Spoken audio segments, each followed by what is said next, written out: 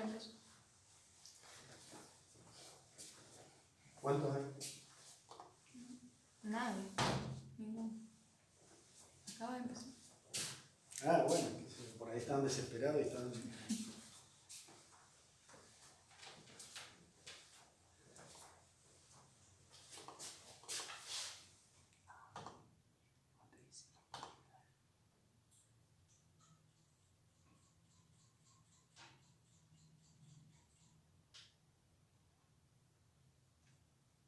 Sí.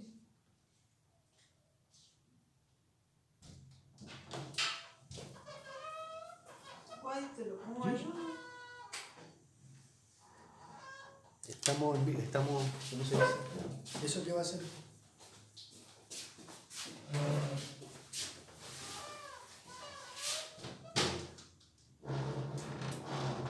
Es como que grabó, me mostró lo anterior. Es porque va más tarde. Lo que ven ellos más tarde, no te ven en vivo.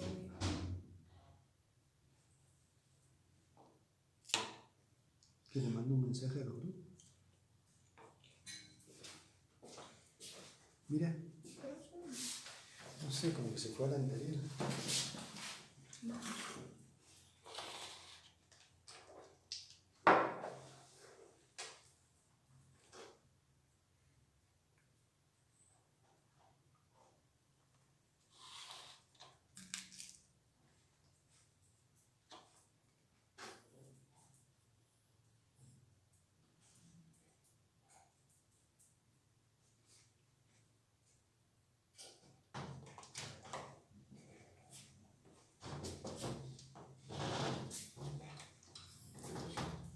No sé, algunos me dicen que sí, otros que no. ¿Está conectado? Sí, está conectado. ¿Cuántos hay? No sé por qué me aparece 0. Ahora sí dice que se escribe, que se aparece. Ahí está 22. Hola, pues fíjate si... Hablarles por el chat y preguntarles si ven. Hola chicos, ¿cómo están? Bienvenidos. Si tienen, anduvimos con unos temas técnicos, si tienen algún problemita en la señal, avísenos por el chat para que lo podamos ir arreglando. Les pido por favor que cada grupo vaya dando el presente en el grupo correspondiente, obviamente, con la manito para poder hacer el control del presentismo. Esperamos un minuto más y arrancamos con la clase.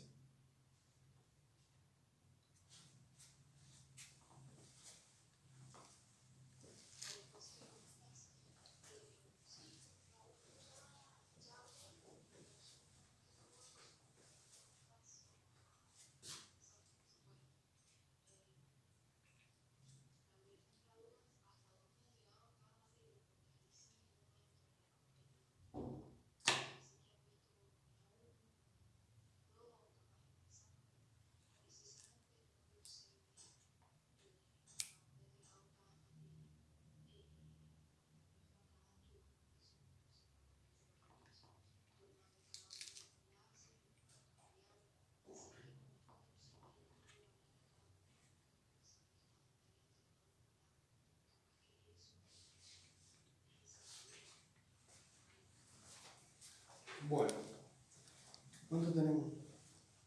22.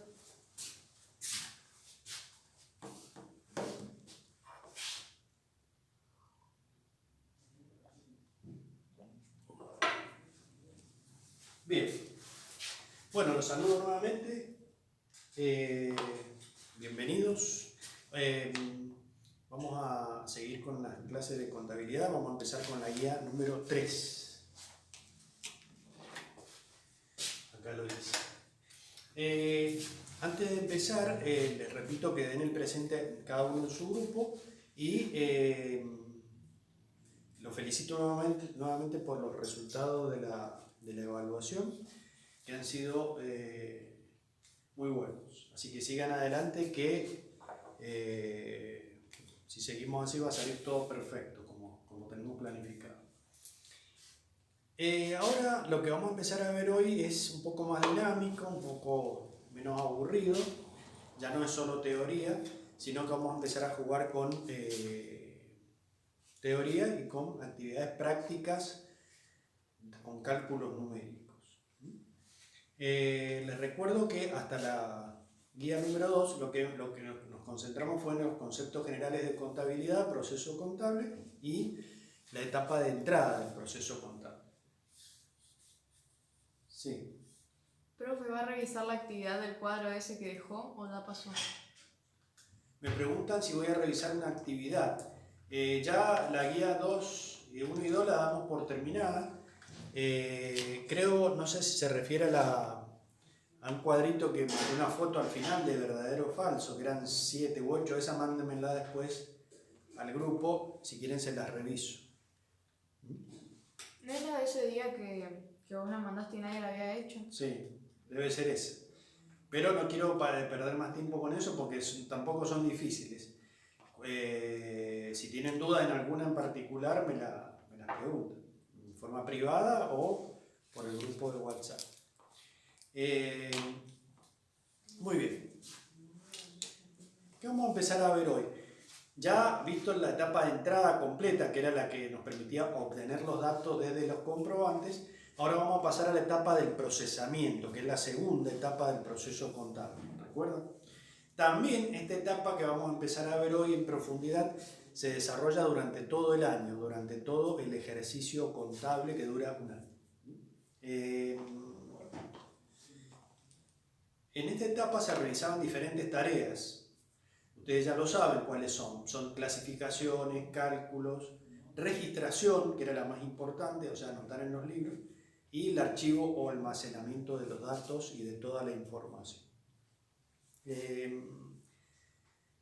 Para poder desarrollar el procesamiento es que ustedes ya necesitan tener incorporados un montón de conceptos básicos, algunos de los cuales ya conocen, como ser ejercicio contable, empresa en marcha, moneda de cuenta.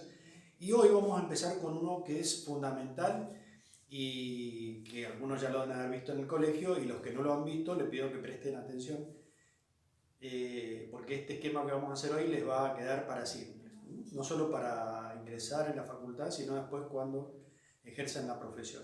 La representación gráfica que vamos a ver del patrimonio dentro de un ratito es muy importante que ustedes la aprendan bien y cualquier duda que tengan me la preguntan, porque esa foto la tienen que tener en su mente en forma permanente en lo que se refiere a el análisis del patrimonio o de la situación patrimonial de una empresa, de una persona.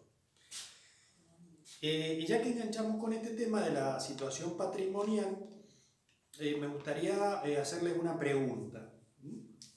La pregunta es la siguiente.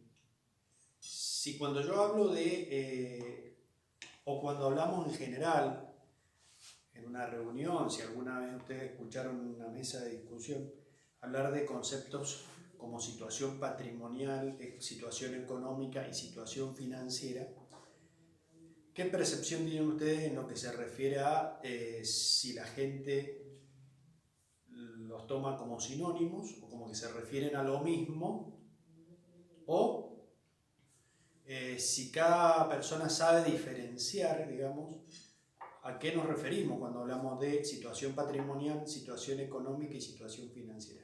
Inclusive para ustedes mismos, si ustedes lo toman como sinónimo o como cosas diferentes. Me gustaría que pusieran en el chat la palabra igual o diferente. Igual en el caso de que para ustedes lo patrimonial, lo económico y lo financiero sean sinónimos, y si no, diferente, la palabra diferente en el caso de que ustedes lo separan, interpretando de que son cosas diferentes. A ver, vamos a hacer esa pequeña encuesta. Diferente. ¿Todos dicen diferente? Muy bien. ¿Cuántas personas han votado? Como 10, 12. Bueno, ahora como 17. Muy bien, ya 17 personas han dicho que son diferentes cosas, lo patrimonial, lo económico y lo financiero. Muy bien. ¿Cuántas personas tenemos conectadas? Porque no quisiera explicar esto bastante. 43. 43, buenísimo. Sí, largamos nomás, porque hay mucha gente. Bueno, buenas tardes a los que no saludé recién. Estamos viendo de la guía número 3 empezar a hablar del procesamiento de datos. Pusieron, son términos diferentes que se relacionan entre sí. Muy buena esa definición. Escuchen lo que dijo uno de sus compañeros. Son lo patrimonial, lo económico y lo financiero, son términos diferentes que se relacionan entre sí. ¿Eso fue lo que puso? Sí, ¿No me escucha lo que son términos diferentes que se relacionan entre sí. Sí, está perfecto. Y ahora vamos a ver esa relación que existe entre las tres. Muy bien, enseguida vamos a sacar una foto de lo que está en el pizarrón y lo vamos a subir al grupo, pero si ustedes quieren copiarlo, también lo pueden hacer. ¿Qué diferencia hay entre lo patrimonial, lo económico y lo financiero? Pusieron, me cuesta diferenciar lo económico de lo financiero, pero sé que son términos diferentes. Bien, ahora vamos a tratar de que después de la clase de hoy, ustedes tengan muy claro la diferencia entre cada una de las situaciones y cómo se interrelaciona, o cómo una influye en la otra, ya sea para bien o para mal. O sea, la idea es que ustedes esta noche cuando estén en la cena asesoren a su familia sobre la diferencia entre lo económico, lo financiero y lo patrimonial y de cómo una cosa afecta a la otra. Sobre todo en esta época en donde una de las situaciones es la más afectada, pero por la cuarentena, pero si sigue la afectación de esa situación, que es puntualmente la económica, eso va a repercutir después en lo financiero y en lo patrimonial. Pero primero entonces les doy un concepto de cada una y después vemos la interrelación que hay entre las tres. La situación patrimonial. Cuando hablamos de patrimonio, nos referimos al conjunto de bienes o elementos o recursos que pertenecen a la empresa, o sea, que son de propiedad de la empresa. También nos referimos a los derechos que la empresa tiene contra terceros, normalmente referidos a derecho de cobro, de ventas que se hicieron a crédito o cualquier otro tipo de derecho de cobro que la empresa tiene respecto a un tercero que está fuera de un cliente, etc. Menos, fíjense que estos van sumados, los bienes y derechos, y forman lo que contablemente, vamos a ver enseguida, se denomina activo de la empresa.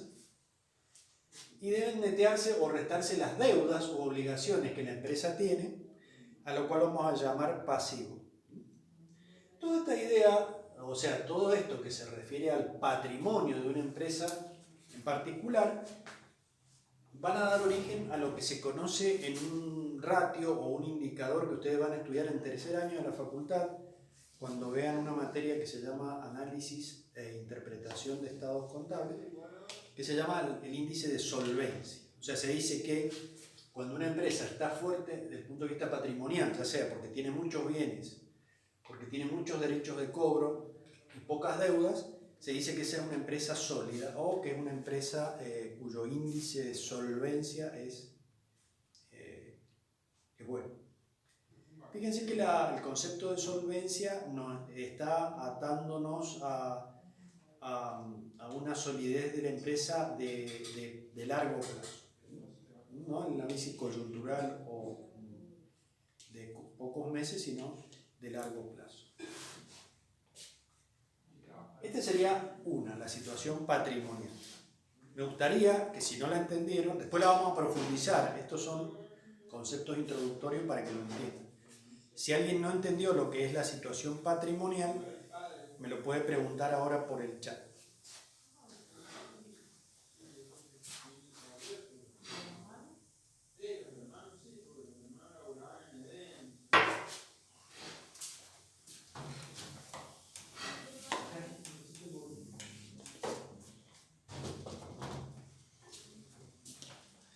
Muy bien.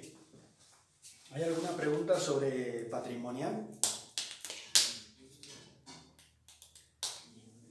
Estoy ensayando la sonrisa porque me han criticado la cara de perro bulldog. Así me dijeron textualmente.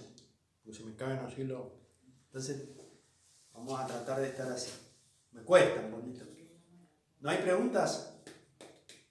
¿Podría repetir el concepto de solvencia que se me cortó? Muy bien. Se dice que cuando una empresa tiene un patrimonio grande, o sea, tiene mucho más bienes de su propiedad y créditos a cobrar que deudas, se dice que esa empresa es solvente, o sea que es sólida.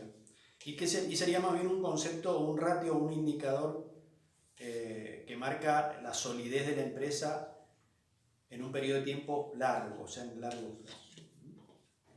Muy bien, esa es la situación patrimonial sobre la cual vamos a volver enseguida en profundidad. Luego tenemos lo que se llama la situación económica. Fíjense lo que dice el concepto. La situación económica nos muestra la capacidad de la empresa para generar ganancias. Esto es muy importante porque justamente la supervivencia de la empresa en el largo plazo va a estar dada por la capacidad que tenga de generar ingresos mayores a sus gastos. Acá lo dividimos como resultados positivos versus resultados negativos. ¿Y a qué nos referimos con una cosa u otra? El resultado positivo más importante, o la ganancia más importante que una empresa tiene, es la que genera, en el caso de una empresa comercial, su propia actividad diaria de compra y venta. O sea, la diferencia entre el precio de venta y el precio de costo del producto que vende, y después restados o deducidos el resto de gastos o resultados negativos. ¿Cuáles pueden ser? Servicio de electricidad, telefonía, gas, aguas, sueldos del personal, impuestos al gobierno nacional, provincial, tasas municipales, etcétera, etcétera. Todos esos gastos se los llama resultados negativos y va restado del resultado positivo principal, que es la ganancia que genera las ventas que la empresa realiza, y alguna otra ganancia extra o adicional, como puede ser los intereses que le genera a la empresa un depósito que tenga en el banco, o la ganancia que le genera a la empresa la inversión que haya hecho en títulos que cotizan en el mercado de valores, etcétera, etcétera. O sea, todas ganancias ajenas a la actividad principal de la empresa. Esa capacidad para generar ganancias, yo diría que es el eje del cual depende la salud de todas las demás situaciones. ¿Vos?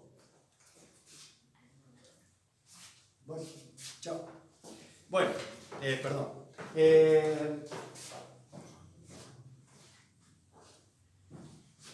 Estamos entonces con la capacidad para generar ganancias. Y por último, la situación financiera se refiere a la capacidad para el manejo del dinero. Cada vez que ustedes escuchan la palabra financiero, estamos, o relaciónenlo con el manejo de los flujos de dinero, de caja. Ya vamos a ver por qué le decimos caja, porque después vamos a ver que contablemente ese dinero en efectivo recibe el nombre de caja.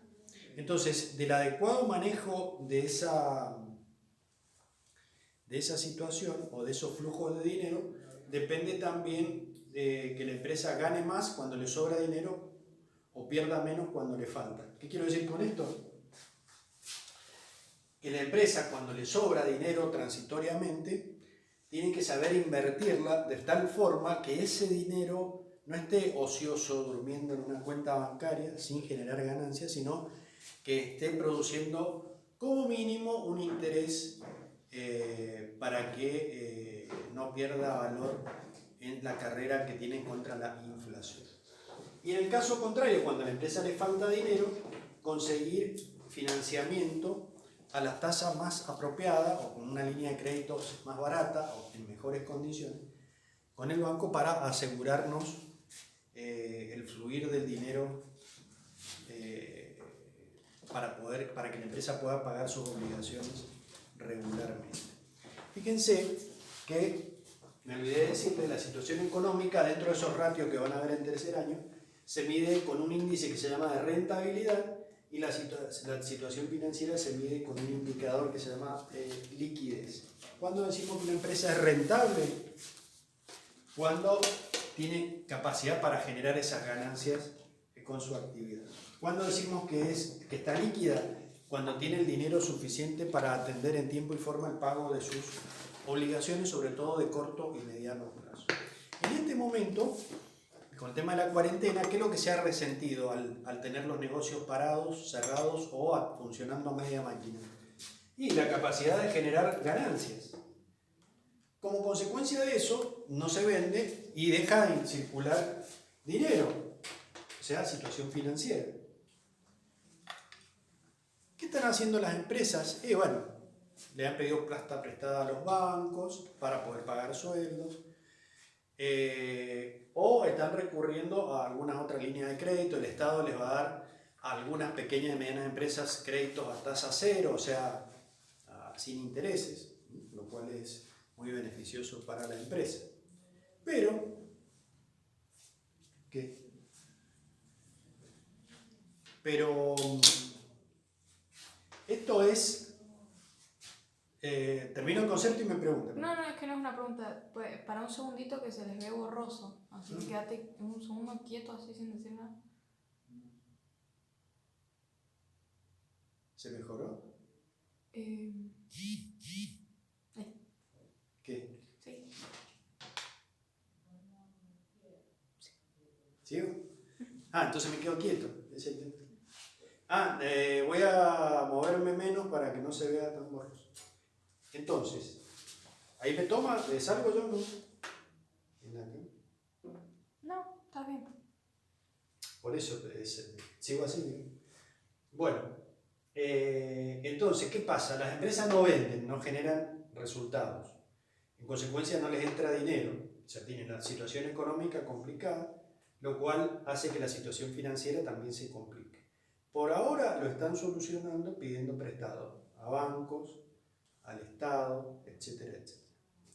¿Qué pasa cuando ya se le agoten esos recursos, si la cuarentena se prolonga en el tiempo y aún cuando se levante ven disminuidas sus ventas? Porque la realidad es que en la realidad económica posterior a la cuarentena no es que de golpe todo vuelve a ser fantástico y todos vuelven a vender como vendían antes de marzo y que todo se soluciona. Va a ser un proceso muy lento que va a impactar en algunas actividades más que en otras. En consecuencia, se va a ver resentido en el mediano o largo plazo esta generación, esa capacidad de generar ganancias y en consecuencia de que el dinero fluya adecuadamente. Y en ese caso es un ejemplo muy malo, pero muy gráfico de cómo se retroalimentan estas situaciones, porque ¿qué va a tener que hacer la empresa en el largo plazo? Y la empresa sólida que supo adquirir bienes o hacer inversiones en épocas de buena situación, tiene reservas como para afrontar un periodo de crisis más largo. Pero esta mala situación económica que genera la caída en la actividad y en las ventas, que produce una mala situación financiera por el escaso ingreso de dinero, hace que si esto se prolonga en el tiempo, la empresa vaya a tener que, por ejemplo, vender alguno de los bienes, propiedades, o deshacerse de alguna inversión que tuviera en el banco, etcétera, etcétera, para poder afrontar esta situación. Quiere decir que va, como consecuencia de la mala rentabilidad y de la escasa liquidez que produjo esa mala rentabilidad, va a disminuir la solvencia de la empresa porque va a tener que vender algunos de los bienes que forman parte de su patrimonio. Sí. ¿Los derechos son inversiones a favor? Los derechos son derechos de cobro por vender a un cliente, por ejemplo, a crédito, en cuotas o con un cheque diferido a 30 días, etc. Son créditos a cobrar a favor de la empresa. Muy bien. Quiero que me digan con la mano en el corazón y sinceramente si entendieron la interrelación que hay entre las tres situaciones y qué diferencia hay entre cada una de ellas. Por favor. Si no lo explico todo de nuevo. ¿Cuántos conectados? O sea, 47. O sea que los derechos tienen que ver con la compra-venta.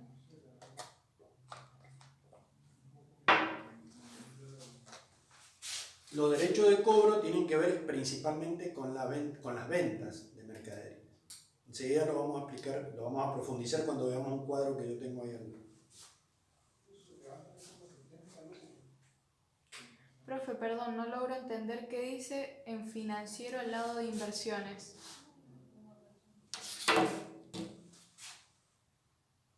Financiamiento. Financiamiento. Acá abajo dice sobra dinero, acá abajo dice falta dinero. El indicador de esa situación es el índice de liquidez.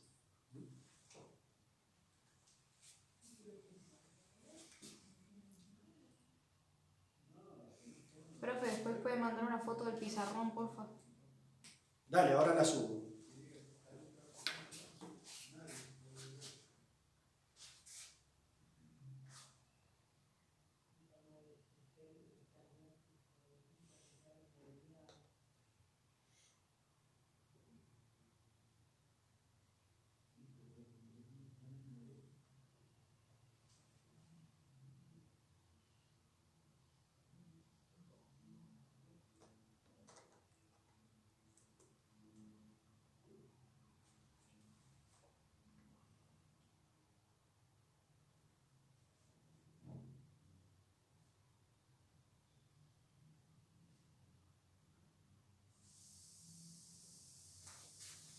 Ahí, chicos, les mandé la foto de este pizarrón.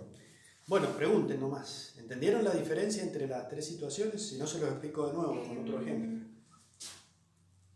Profe, si una empresa no hace inversiones y se guarda la plata en otra moneda, ¿hay baja liquidez? Si una empresa... lo que pasa es que guardar la plata en otra moneda es una inversión. O sea, vos te referís tal vez a la inversión en la actividad principal del ente. Tal vez, si es eso. Miren, presumo que es eso. Pero justamente la compra de moneda de otros países, que es una costumbre muy argentina, por ejemplo, comprar dólares y guardarlos, es una inversión porque lo que se pretende es obtener una ganancia, o sea, generar un flujo positivo de dinero. Entonces, eso, ¿cuándo podés hacer inversiones? Como comprar dólares, euros o cualquier otra. Cuando la empresa tiene un excedente financiero por lo que genera, por el flujo de caja que genera su actividad principal.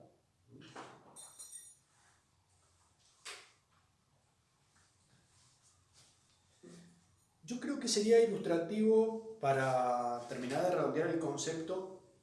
Hay preguntas. ¿Qué serían los resultados positivos y negativos?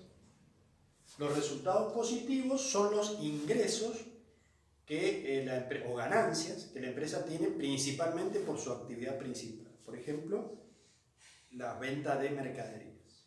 Todo ese precio de venta, que yo siempre lo remarco con un porcentaje sobre el costo, va a generar ingresos o resultados positivos. Y luego le resto los gastos o resultados negativos, entre los cuales están el costo de lo que vendí y todos los demás gastos relacionados con el funcionamiento de la empresa, como el pago de impuestos, servicios, sueldos, etc. Esa sería la diferencia entre resultados positivos, ganancias o ingresos, y resultados negativos o gastos o pérdidas. Siempre lo importante, siempre vamos a tener en la empresa de las dos. Lo importante es que los resultados positivos sumen más que los negativos, para que la diferencia nos dé una ganancia neta a fin de año y digamos que la empresa ese año tuvo rentabilidad.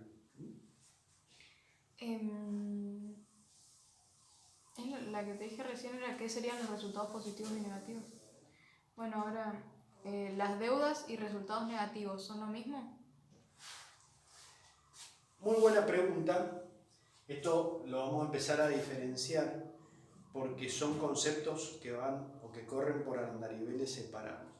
El resultado negativo es un concepto económico y es algo abstracto. Por ejemplo, decir, bueno, pago el impuesto de ingresos brutos o el impuesto inmobiliario. ¿Sí? Ese gasto, esto lo vamos a ver más adelante, pero se lo adelanto a la persona que lo preguntó. Ese gasto yo puedo pagarlo al contado, en cuyo caso va a disminuir el dinero que tengo, que es un bien, O puedo quedar debiéndoselo al acreedor, en cuyo caso va a generar una deuda. O sea, que en realidad son conceptos separados que también se interrelacionan entre sí, porque ese gasto o ese resultado negativo va a impactar en el patrimonio, disminuyendo mi activo o aumentando mi pasivo. O sea, disminuyendo los bienes que tengo, porque voy a tener menos dinero si ya lo pagué, o aumentando mis deudas si para poder pagar ese impuesto tomo un plan de pago y lo pago en el largo plazo. Pero para cerrar el tema serían conceptos diferentes que se relacionan entre sí. Lo vamos a explicar bien ya dentro de un par de clases. Pero está buena la pregunta.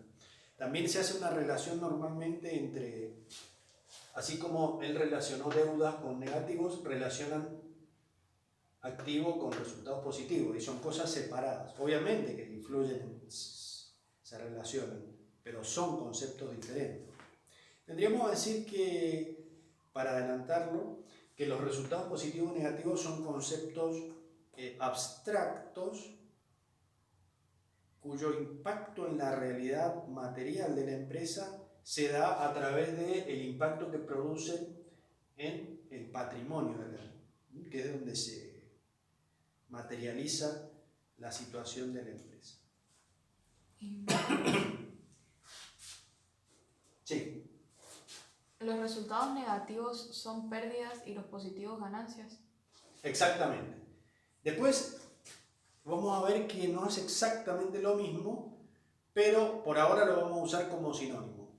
Resultado positivo le vamos a poner de sinónimo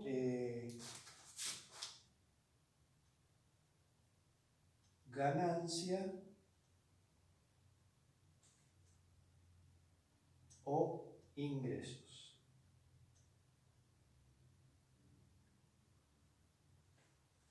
Ahí dice ganancias o ingresos. Lo vamos a tomar como sinónimo de positivo. Y como sinónimo de resultado negativo vamos a tomar pérdidas o gastos o egresos. Según la bibliografía que lean, lo van a encontrar con uno o con otro nombre. En general se refieren a lo mismo. Alguien dijo que necesitaba como un repaso de todo, pero lo demás son preguntas. ¿Preferís que te lea primero las preguntas o...? Primero leamos las preguntas puntuales y después hacemos un cierre repasando todo lo que expliqué. Yo no entiendo el concepto de financiamiento. ¿Qué significa falta de dinero? Esto, por ejemplo, que acá dijimos que estábamos analizando la capacidad para manejar el dinero. Supongamos que la empresa, previo al COVID-19, había elaborado lo que se llama un flujo de caja de todo el año, estableciendo cuánto dinero iba a entrar en cada mes y cuánto dinero iba a salir en forma proyectada, estimada. Siempre se hace en las empresas lo que se llama, ustedes díganselo esta noche a su papá así en inglés y lo van a impresionar. Se llama cash flow, que en español se traduce como flujo de dinero, flujo de caja, ¿no? de dinero en efectivo. Entonces, yo como contador de la empresa, ustedes lo van a hacer cuando sean asesores de una empresa, le proyectamos a la empresa Pepito que en función de lo que las ventas proyectadas para todo el año, menos los gastos proyectados para todo el año, iba a necesitar un financiamiento estimado de tantos pesos por mes. O sea, le iba a entrar tanta plata mes por mes, dinero, e iba a salir tanta plata mes por mes para pagar los gastos. ¿Qué pasó después de marzo? En enero y febrero venía más o menos predecible y el impacto todavía no se sentía del tema del coronavirus. A partir de marzo, todas las proyecciones de entrada de dinero cayeron abruptamente. ¿Por qué? Porque supongamos que nosotros tenemos una empresa de turismo. Estoy poniendo un ejemplo extremo para que se entienda. Si yo tenía una empresa de turismo, a partir de marzo, pongámosle abril, porque hasta marzo había todavía movimiento. A partir de abril no ha vendido nada. Esa directamente tienen un flujo de caja de cero por ventas realizadas ese mes. Lo que le entra son por ahí por ventas de pasajes o de paquetes turísticos que habían hecho antes y que la habían vendido a crédito. Pero si es por el fluir normal de cada mes, a partir de abril no vendieron ni un pasaje ni un paquete porque la gente no puede y no quiere viajar. En consecuencia, supongamos que esa empresa había previsto que en el mes de abril iba a tener una entrada de dinero de 1 millón de pesos. Y la entrada fue de 0. ¿Qué tiene que hacer la empresa? Salir corriendo a conseguir financiamiento porque le está faltando el dinero. ¿Dónde lo va a conseguir? El Estado, como la crisis es terrible, ha salido a dar financiamiento en líneas propias, hay un crédito a tasa cero, pero es muy poco monto, y también les ha liberado plata a los bancos para que los bancos ofrezcan líneas de financiamiento a sus clientes, para poder pagar sueldos, etcétera, etcétera, etcétera. ¿Por qué? Porque yo no vendí nada en abril como empresa de turismo, pero tengo un plantel de empleados que les tengo que pagar el sueldo. Está bien, a partir de, si se prolonga la situación, voy a tener que empezar a suspender o despedir empleados. Pero hay otra ley, por otro lado, que me impide despedirlos, que el Estado la había sancionado antes de la cuarentena. Entonces, el empresario como que se encuentra en un mundo, en el peor de los mundos, porque no tiene la capacidad para generar ganancias ni dinero, ni flujo de dinero. Y tiene que recurrir a fuentes de financiamiento como la bancaria o alguna otra que pueda conseguir para ir cubriendo esos huecos. Y como dije recién, en el largo plazo, si se prolonga la situación, va a tener que echar mano a alguno de los bienes que ahorró o que obtuvo en años anteriores, en épocas de buenas ventas, ¿sí? O cuando la economía funcionaba normalmente, que el turismo tuvo épocas muy buenas. Otra pregunta.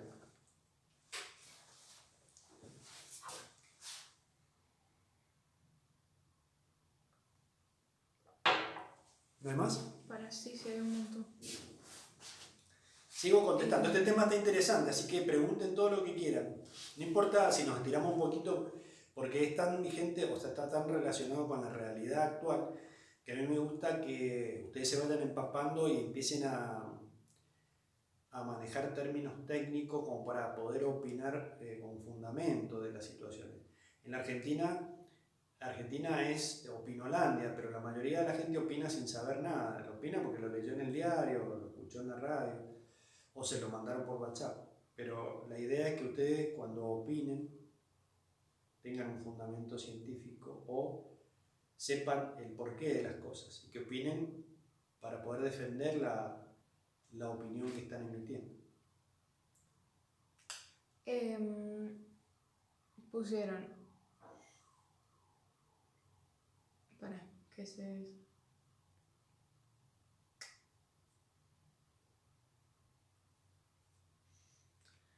Pero comprar dólares no es para ahorrar en vez de generar ganancia. Y abajo le respondieron, tenés una ganancia a futuro con el dólar, por eso es una inversión. Bien, está bien. Y después la compra de dólares es por lo general para evitar la pérdida del valor de la moneda nacional. También.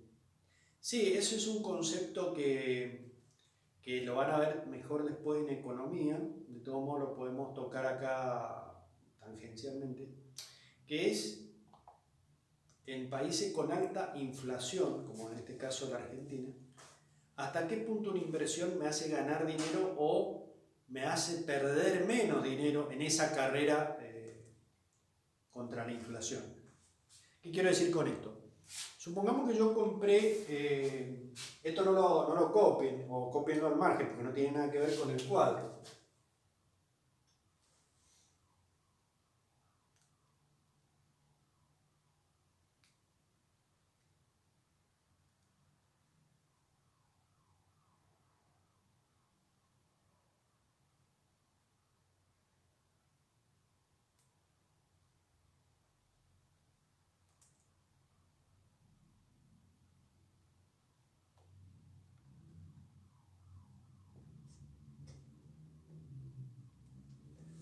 Supongamos que en enero, o para hacerlo más relacionado con el momento actual, vamos a hacerlo, ¿qué mes? Abril, hoy estamos en mayo del 2020.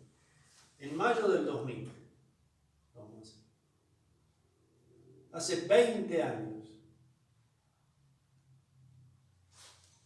En el mes de mayo del año 2000, el tipo de cambio era un peso igual a un dólar. O sea, yo iba y compraba a cualquier casa de cambio y no había restricciones, iba y compraba a ese tipo de cambio. Entonces, si la empresa mía en ese momento fue y compró $1.000.000, pagó 1.000.000 de pesos. Supongamos que nuestra empresa nunca vendió esos dólares durante los 20 años. Entonces, a este momento presente, sería mayo del 2020, el tipo de cambio es, depende acá con qué jugué, porque cuando se maneja mal la economía, se producen distorsiones de tal magnitud que el gobierno tiene que salir a poner restricciones a la compra, a la venta, y empiezan a crearse mercados o tipos de cambio diferentes para distintas situaciones.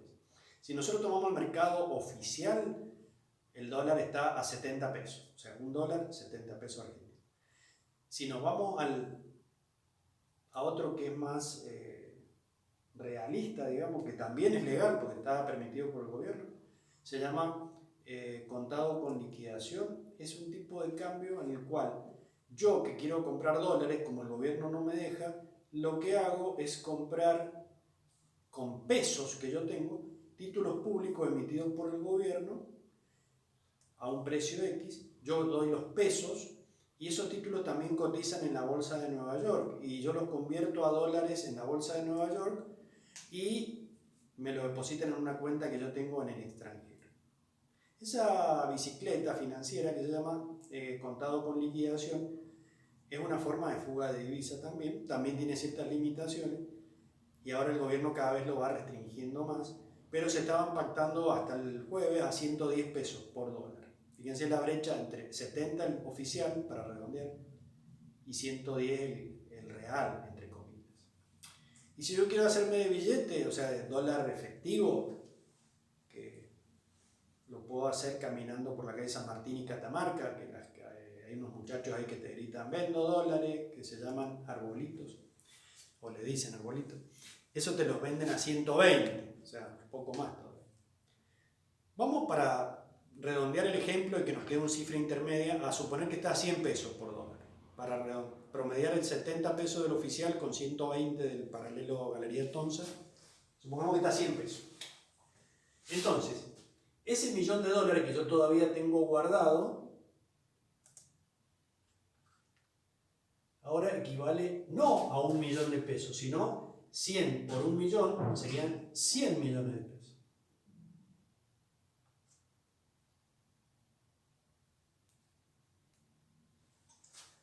Y ustedes me van a decir, profesor, usted es un genio, en 20 años se ganó 99 millones de pesos. Eso, que parece una ganancia enorme, en realidad se le llama ganancia nominal, que no tiene en cuenta el impacto o el nivel de inflación que ha habido en la Argentina en esos 20 años.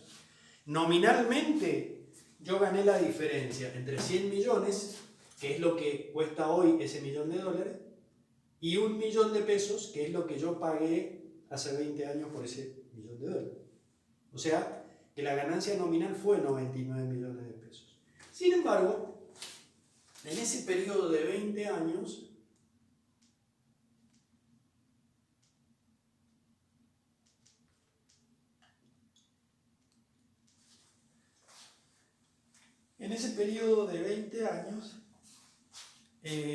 la inflación promedio ha sido, déjenme pensar, sería 60 menos 1 y 1. Más o menos ha sido el 6.000%. 20 años.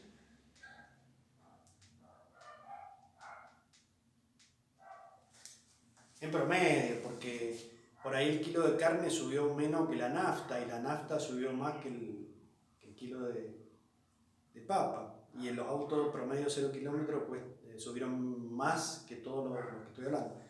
El índice de inflación, que no sé si lo han visto en economía todavía, la definición de inflación es el aumento sostenido y generalizado de los precios de todos los bienes y servicios que se comercializan en un país. Saquemos la cuenta, si la inflación fue del 6.000%, en realidad esta diferencia no es tanta, o esa ganancia que me produjo la inversión en dólares no es tanta. ¿Cómo hago yo para sacar la ganancia? Y acá le doy una formulita.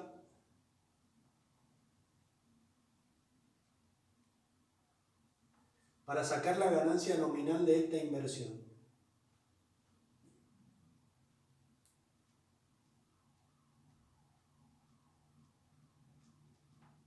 Se toma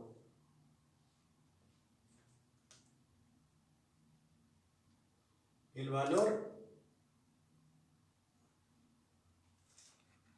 en la fecha más antigua, o sea, mayo, no, perdón, el valor en la fecha actual, o sea, mayo del 2020, menos el valor en la fecha más antigua, que es mayo del 2000, dividido el valor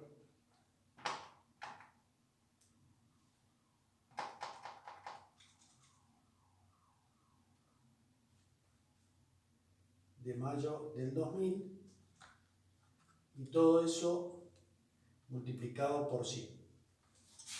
Hagan esa cuenta a ver cuánto les da.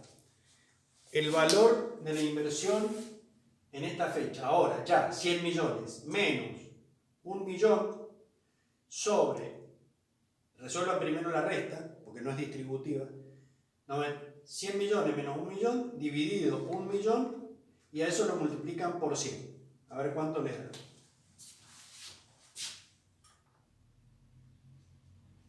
Pónganme el resultado ahí en el chat.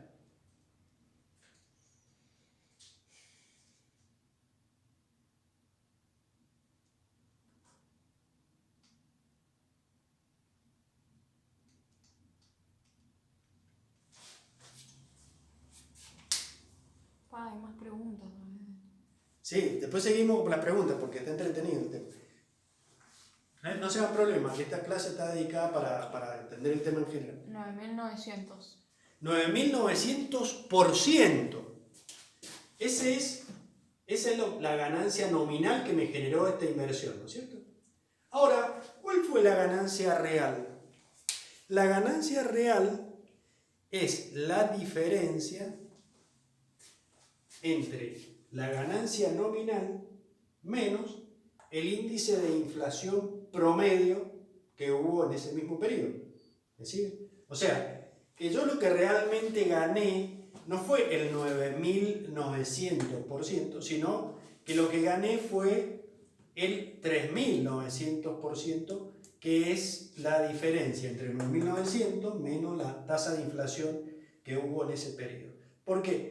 ¿Y por qué hago este razonamiento? Porque en realidad, con los pesos que me darían por esos dólares hoy, yo puedo comprar bienes porque gané realmente dinero, pero también subieron el precio del resto de los bienes. No solo subió el precio del dólar, sino que subió el precio de los autos, de las casas, de las máquinas, de las mercaderías, etc. ¿Y en cuánto subió? En promedio subió un 6.000%, que es el índice de inflación promedio de los últimos 20 años. Es medio difícil de explicar, como para que vayan teniendo una idea, nada más. Así que bueno, espero que hayan entendido algo. Como conclusión, la ganancia nominal es la que no tiene en cuenta la distorsión que produce la inflación, que en este caso sería el 9.900%, y la ganancia real es la ganancia nominal menos la tasa promedio de inflación del mismo periodo de tiempo. 9.900 menos 6.000 me da una ganancia de 3.900%. De todos modos, es mucha plata, o sea, una ganancia importante. Sí, sigamos. La compra de dólares. Ah, no, eso no te lo leí. ¿Qué era liquidez? Liquidez, se dice que una empresa tiene buena liquidez cuando tiene la capacidad para pagar todas sus deudas en tiempo y forma. Exactamente lo contrario de lo que está pasando ahora. Sí. Es decir, que una empresa que empezaba el ejercicio en marzo pudo prevenir esa proyección errónea. No entiendo la última Es que pregunta. la mandaron hace un ratito, por eso. Claro, no, esa pregunta, si no la entendieron, ya después de la explicación que di, vuélvanme a preguntar. ¿Qué más? Entonces las inversiones se realizan cuando sobra dinero y el financiamiento se busca cuando falta. Exacto. Entonces, ¿en qué consiste la astucia de un buen gerente financiero? Es que la inversión del dinero que sobra nos dé la mayor ganancia posible o que la pérdida que nos produce el financiamiento que estamos buscando sea el menor posible. Bueno, y eso lo enviaron de lo que decías recién, como eso lo que dijo es el dólar blue, ¿no? O cómo se llamaba el caso que mencionó recién. Pero Claro. como no lo... Tenemos dólar oficial, pongámosle para redondear, 70 pesos. Dólar contado con liquidación, estos valores son del jueves, no sé hoy cómo estuvo, 110. Y dólar blue, que es el que se consigue en las cuevas o, entre comillas, en la economía informal, dólares billetes, 120 pesos cada uno.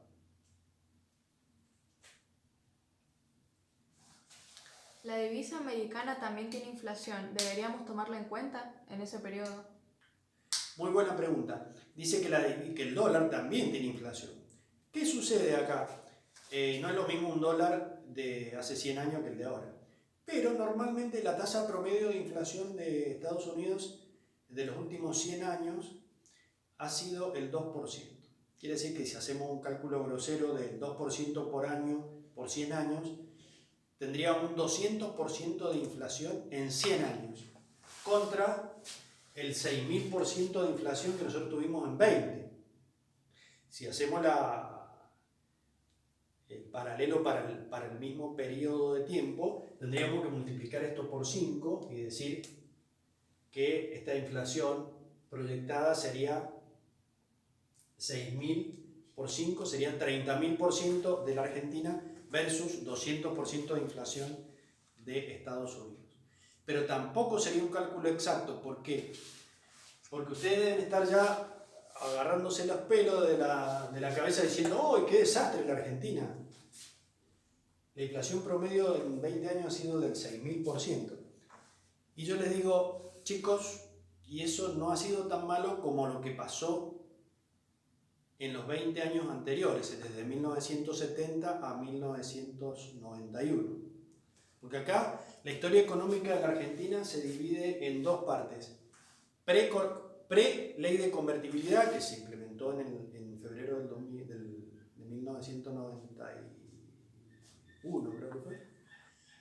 Y post-término de la convertibilidad, que fue en enero del 2002. ¿Por qué digo ese periodo? Porque en esos 10 años casi de la convertibilidad la inflación fue casi nula. Estábamos, desde el punto de vista de inflación, en el paraíso. Porque se hicieron un montón de cosas que hicieron que bajara drásticamente. Pero en todo el periodo anterior y en todo el periodo posterior, la inflación ha tendido a descontrolarse. Pero aún hoy, con un 6.000% de inflación promedio en los últimos 20 años, estamos mucho mejor que hace 40 años atrás, en donde existió lo que se llamaba los periodos de hiperinflación, que es cuando la inflación es mayor a 3 dígitos en un año. Y para que ustedes se den una idea, es un número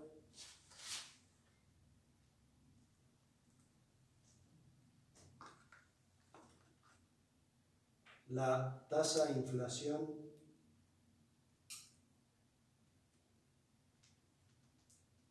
de 1970 a 1991 casi un poquito más de 20 años.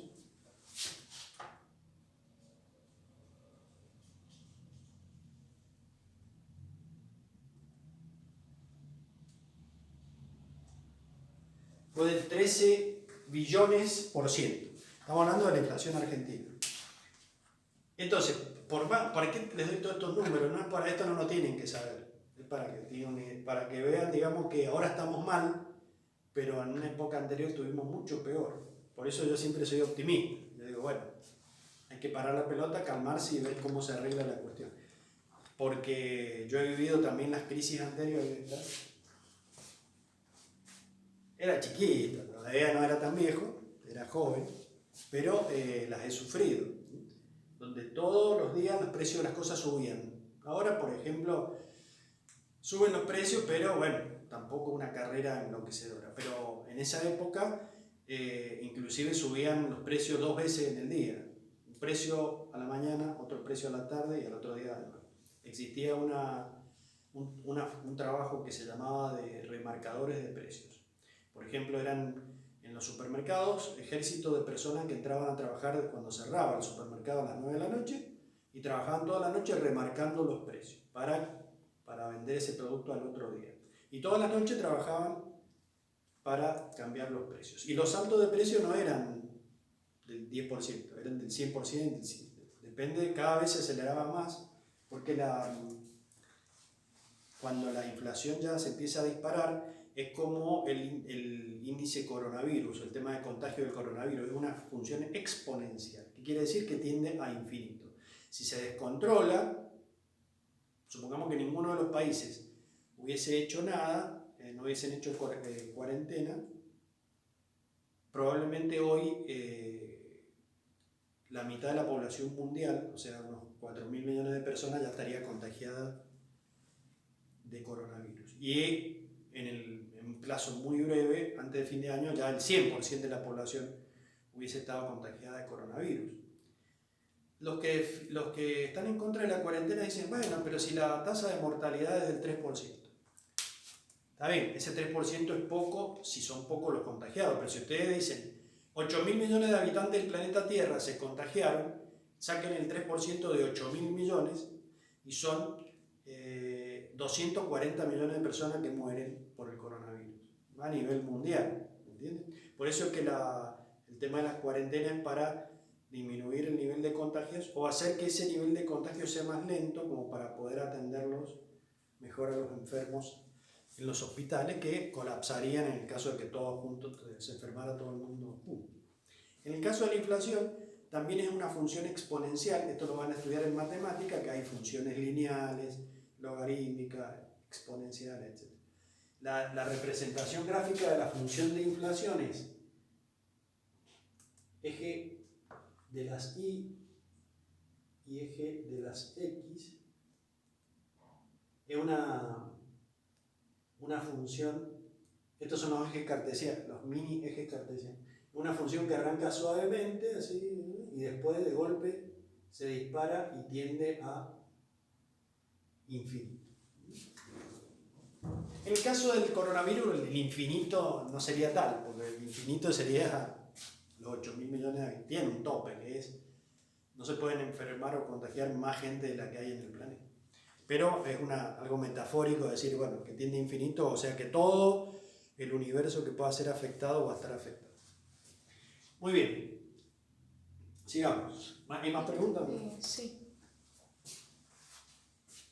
En EU, en Estados Unidos, en 10 años la inflación es del 20%, aproximadamente 2% anual.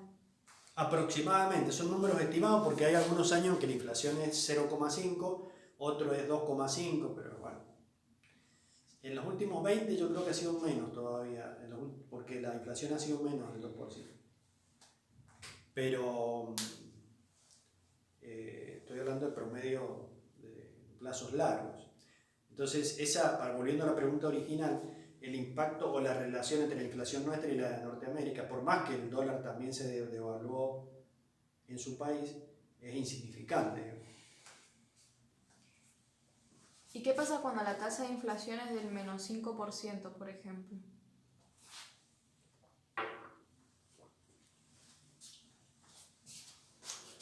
Muy buena pregunta. Existe una situación que es rara de ver.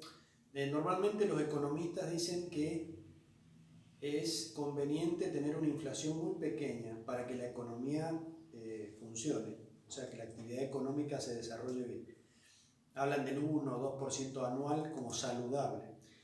En cambio, cuando la inflación es negativa, que se llama técnicamente deflación, quiere decir que en promedio los precios de todos los bienes que se comercializan en un país bajaron de precio. ¿Y por qué puede ser que bajen de precio ahí? Cuando la demanda, ha caído mucho la demanda del bien y la oferta se mantiene. Ustedes eso lo tienen que haber visto en economía, ¿se acuerdan? Oferta, demanda y equilibrio. Algunos, no sé si todos los turnos lo vieron, pero el mercado en general, para cualquier tipo de bienes,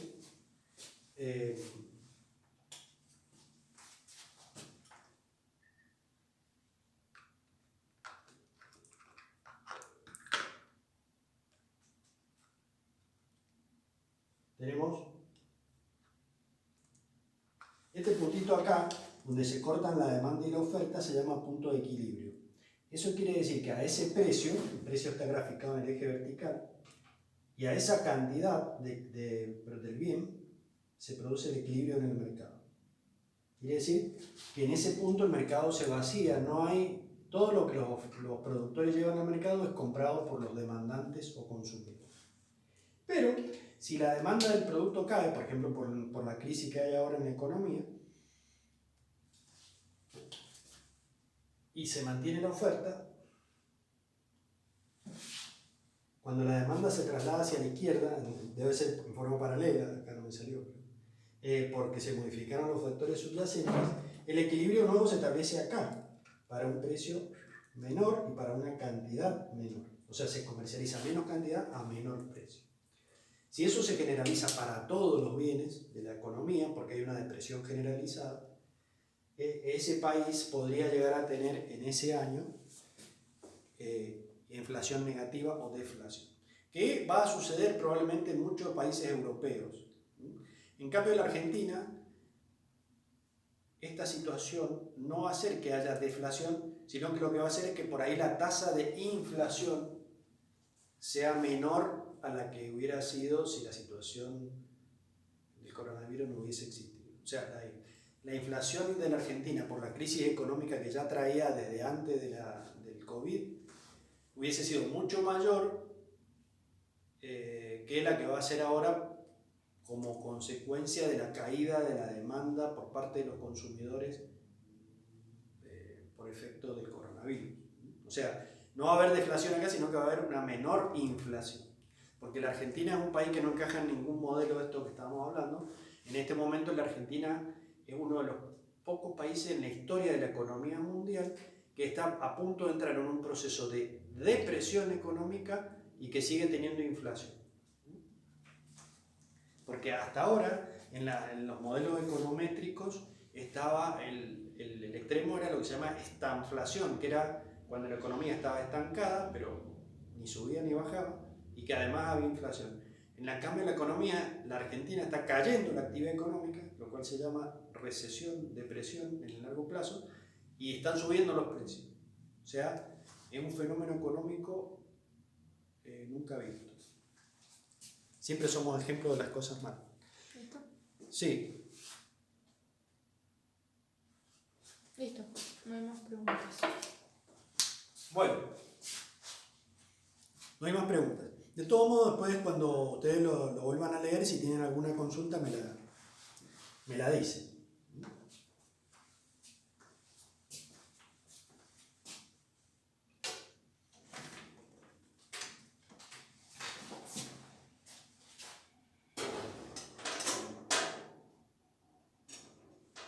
Bien, yo les voy a pedir paciencia, voy a ir un minuto a la cocina y para que también ustedes descansen la mente un minutito después de todo lo que les he dicho y nos juntamos acá dentro de 60 segundos.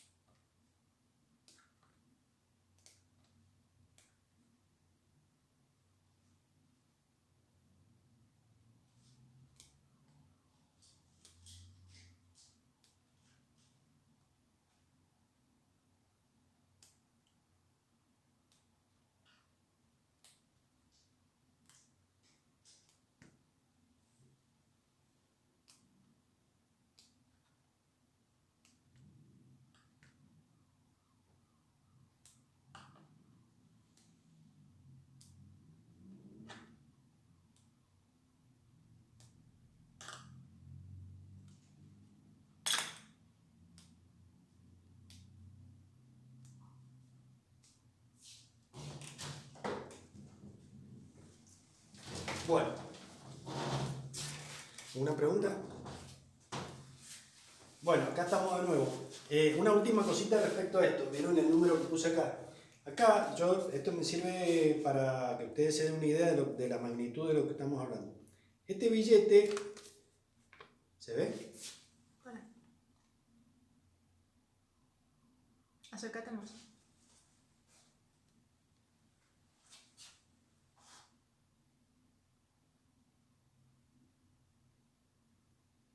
Ahí está. Ujú. Fíjense lo que dice, 10.000 pesos argentinos y hay un sello puesto arriba, eso es muy argentino, ¿viste? Con una A gigante mayúscula con dos líneas paralelas que significa Austral, que fue una moneda que tuvimos hace 40 años, y con el sello que dice 10 australes. Quiere decir lo siguiente. Este billete es del año 1986, o sea que tiene 34 años. Hace 34 años la moneda argentina era el peso argentino y estos eran 10.000 pesos argentinos. Pero como había una inflación muy alta, el gobierno largó un plan económico, en ese momento estaban los radicales de Alfonsín, que se llamó Plan Austral, y cambiaron la moneda de pesos argentinos, pasó a llamarse australes. Y le sacaron 3 ceros al peso argentino. Quiere decir que 10.000 pesos argentinos, sacándole 3 ceros, equivalen a 10 australes. Como hicieron todas las apuradas, no tuvieron tiempo de imprimir los billetes y le pusieron un sellito. Después, sí hicieron billetes que decían australes, pero esta es, fíjense que en ese momento para cambiar el signo monetario le sacaron 3 ceros. Después, cuando se pasó en 1991 a la convertibilidad que yo les decía acá, ¿qué? ¿Se va a caer? Ahí se le sacaron 4 ceros más. Y esto, fíjense que en el momento que comenzó el plan austral, un dólar era igual a un austral. 4 años después, un dólar era igual a 10.000 australes, por la inflación que había tenido la moneda argentina. Entonces, ¿qué hizo el ministro Cavallo, que era el ministro en esa época? Le sacó 4 ceros al austral y estableció un equivalente a que 10.000 australes equivalían a un peso convertible, y estableció de nuevo el tipo de cambio un peso convertible, un dólar, que ese fue el periodo más estable en la Argentina, duró 10 años, hasta que en el 2000, un poquito más, en 2001 por ahí, empezó a generarse de nuevo la caída de la Rúa y la inflación, que en los últimos 20 años ha sido del 6.000%. Y esto no es nada, en la clase que viene les voy a traer unos billetes, habían billetes de hasta 1 millón de pesos, con la cara de San Martín. Por eso les digo que estamos en crisis, es real la crisis, está complicada la situación, pero en la Argentina hemos vivido ya tantas crisis tan traumáticas que se sobrevive, digamos, nadie se muere. Sí. ¿Por qué tanta inflación en poco tiempo? Bueno, la inflación es multicausal. Yo les voy a dedicar 3 minutos a esto y después seguimos con lo nuestro. Esto lo van a ver en economía. La principal causa, en economía hay distintas escuelas económicas, ¿no? Hay una que se llama de los monetaristas, que siguen los lineamientos de un economista llamado Friedman de la escuela de Chicago. ¿Qué? Me pusieron por las deudas externas. Bueno, sí, la deuda externa influye porque para poder pagarla se emite en pesos, pero en realidad las causas que generan la inflación son la emisión de moneda sin que el gobierno, que es el que la emite, tenga reservas en el Banco Central. Y por el aumento desmedido de la base monetaria. Bueno, acá me lo acaban de decir técnicamente, aumento desmedido de la base monetaria. Quiere decir que el gobierno se pone a darle a la máquina de imprimir billetes y larga todos los días cantidades industriales de billetitos. Fíjense que ahora nosotros estamos ya por el de 1.000 pesos, ¿cierto? Este está vigente ahora.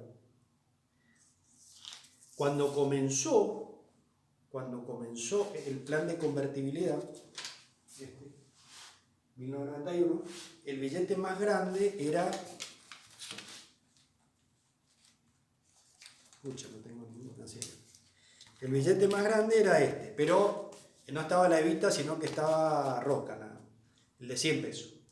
Ese billete de 100 pesos fue o se mantuvo como billete de mayor denominación en la Argentina durante 20 años, hasta el 2010 más o menos.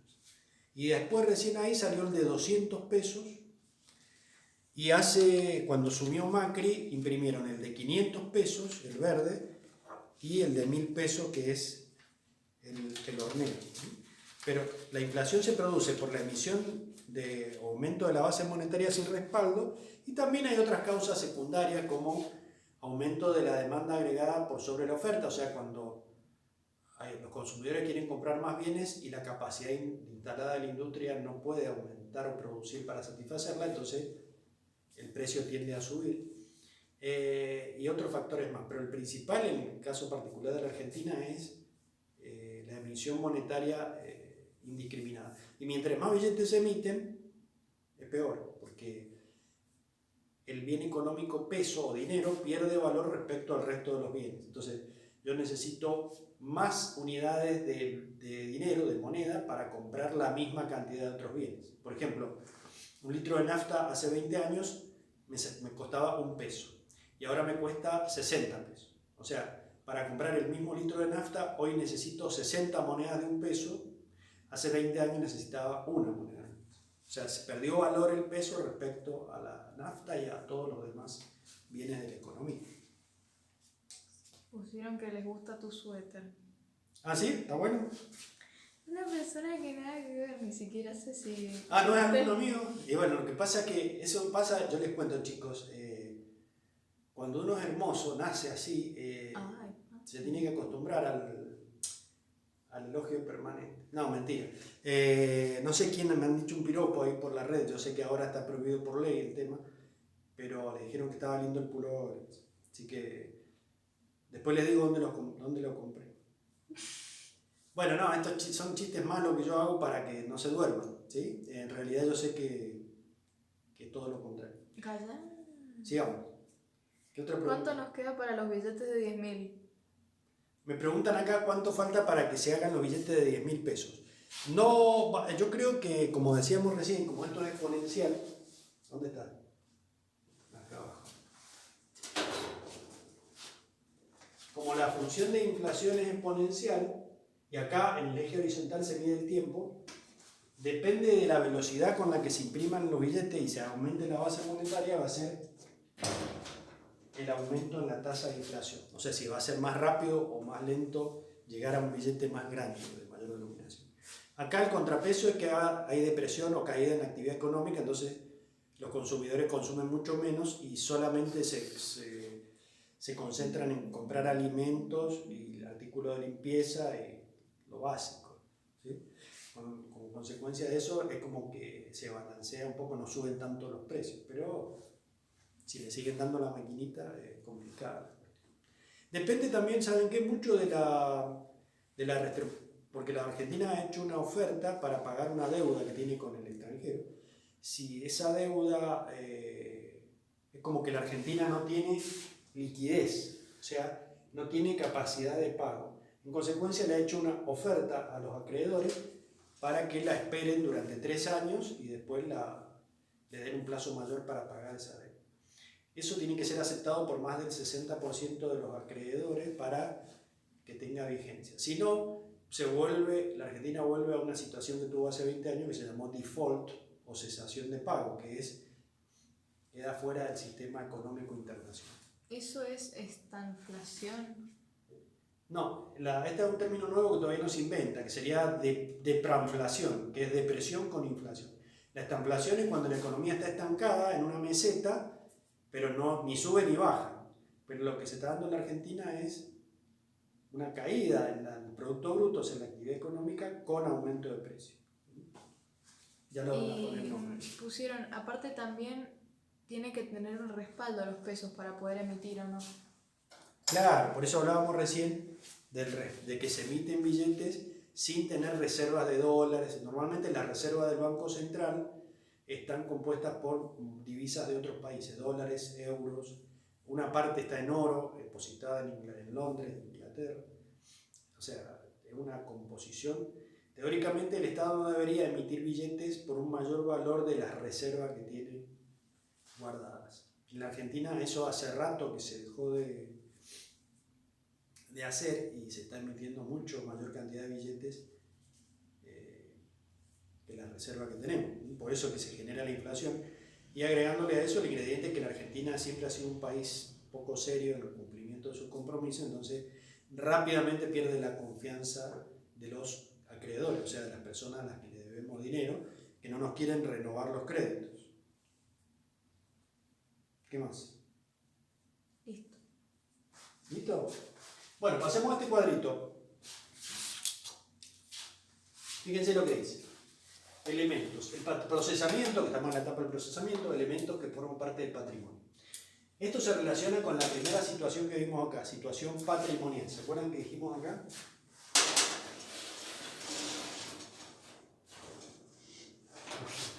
Lo voy a sostener para que no se pierda. Dijimos, bienes más derechos menos deuda. ¿Se ve los dos? ¿Bienes? ¿Cuál? Todo. ¿Se ven los dos pizarrones? Sí. Fíjense, los bienes y derechos están acá adentro. En la parte izquierda del gráfico dice bienes de propiedad de la empresa y derechos a cobrar. Eso contablemente se llama activo, el activo de la empresa. Después les voy a explicar esto que puse acá, que dentro del activo de la empresa se incluyen los recursos que la empresa tiene. Ahora, esos elementos que la empresa tiene, tuvo que conseguir una fuente que se lo financiara. O sea, ¿de dónde sacó el dinero para poder comprar vehículos, propiedades o para poder financiar a sus clientes y venderles a crédito? Las fuentes, por eso lo puse en los dos colores, las fuentes que me permiten a mí comprar bienes o financiar a mis clientes son de dos tipos. Una es capital ajeno o fuentes de recursos ajenos, que serían las deudas o pasivos. Quiere decir, es dinero que me prestaron. Puede ser el banco, generalmente el banco, o algún otro acreedor que me prestó dinero. En ese caso, a esa fuente de financiamiento se le llama pasivo, que son las obligaciones o deudas que yo tengo por pagar. Pero puede ser también que la fuente de financiamiento sea capital propio, ya sea el aporte de los dueños de la empresa, que se llama capital contablemente, o los resultados acumulados, o sea, las ganancias que la empresa ha ido obteniendo año tras año con su actividad.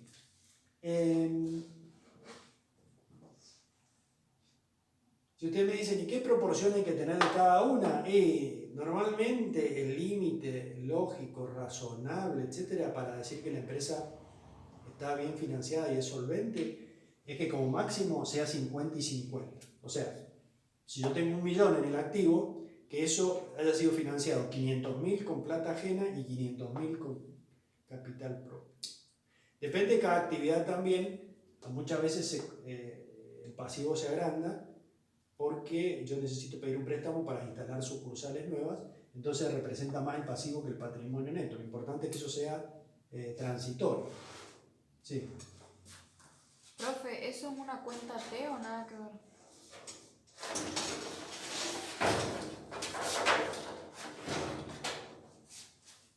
Acá me preguntan si esto está relacionado con algo que vamos a ver después, que son el libro mayor, que es una T mayúscula que se utiliza en forma individual para cada elemento del patrimonio, pero eso todavía no lo hemos visto. Tiene relación, lo vamos a ver después, pero no es exactamente eso. Bueno. Y para... Díganme. Nada, que preguntan si vas a pasar después una foto de la pizarra, pero sí. Sí, ya mismo le saco foto a esta segunda pizarra y se la subo al...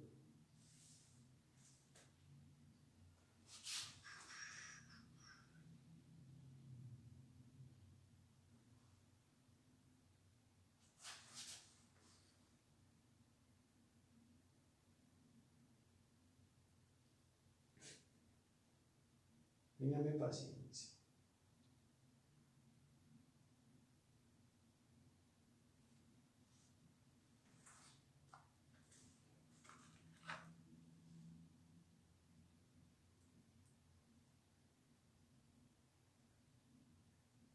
¿Cuántos conectados quedan? ¿Cuántos sobrevivientes hay? 43. Ah, bueno, todavía. Ahí les acabo de subir la foto de este pizarrón. Volvamos a explicar acá. Fíjense. Sí. ¿Dónde se ubicaría el patrimonial neto en el primer cuadro que hizo sobre la situación financiera? No, porque son cosas diferentes. El patrimonial es situación patrimonial. No mezclemos esto con... O sea, está todo interrelacionado, pero la fórmula que vamos a ver enseguida se refiere a la situación patrimonial, que es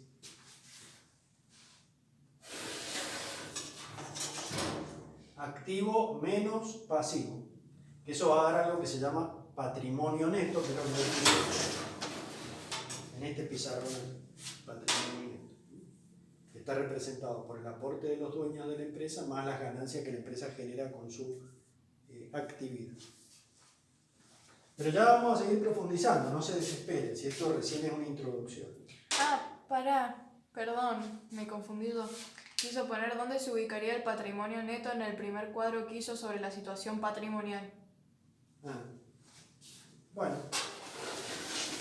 acá, si yo hubiera puesto acá la fórmula sería activo menos pasivo igual patrimonio neto. Pero eso lo vamos a ver ya hacia el final de la clase o acá después de la representación gráfica. Ese es justo lo que yo iba a decir ahora.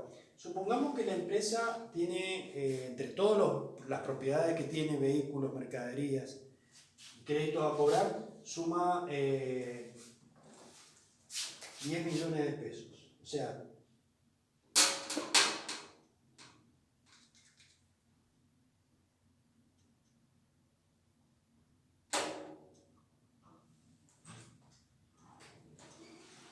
supongamos que su activo total es de 10 millones. Supongamos que para poder financiar ese activo, la empresa tomó prestado 3 millones, 4 millones. O sea, su pasivo es de 4 millones. Quiere decir que necesariamente, si la empresa de los 10 millones que tiene se financió con capital ajeno en 4 millones, los otros 6 los obtuvo de sus dueños, del aporte de sus dueños o de las ganancias que obtuvo con su actividad. Quiere decir que acá el patrimonio neto valdría 6 millones. ¿Okay? Esta igualdad que nosotros hemos visto, por eso la representación gráfica del patrimonio es un rectángulo cuya parte izquierda es el activo y la derecha es un rectángulo igual pero dividido en dos, que es el pasivo y el patrimonio neto. Esta igualdad que acabamos de establecer es lo que se denomina ecuación patrimonial fundamental. Yo la voy a poner acá arriba. Voy a borrar el título.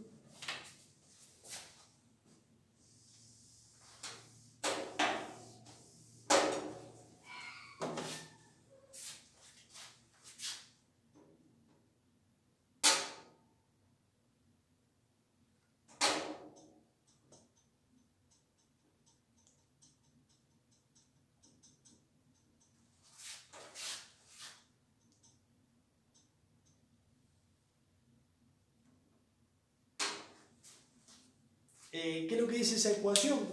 Dice que activo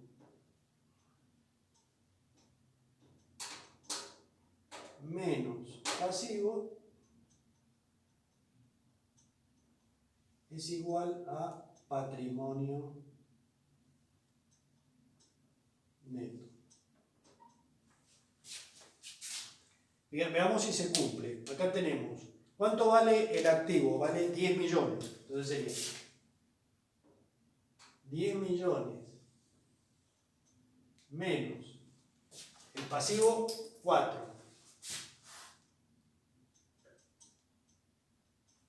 Quiere decir que el patrimonio neto, lo que realmente le pertenece a la empresa, Su capital propio es 10 millones menos 4 millones, o sea,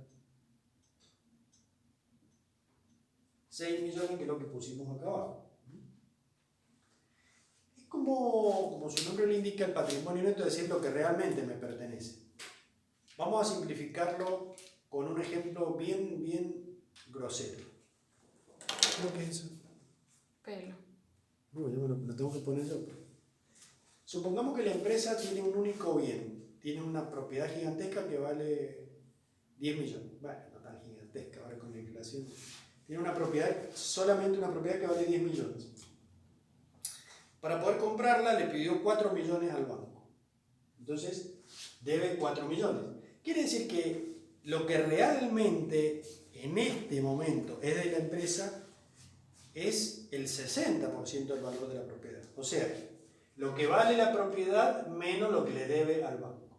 Sería el activo menos el pasivo. Quiere decir que el patrimonio neto que realmente le pertenece a la empresa es de 6 millones.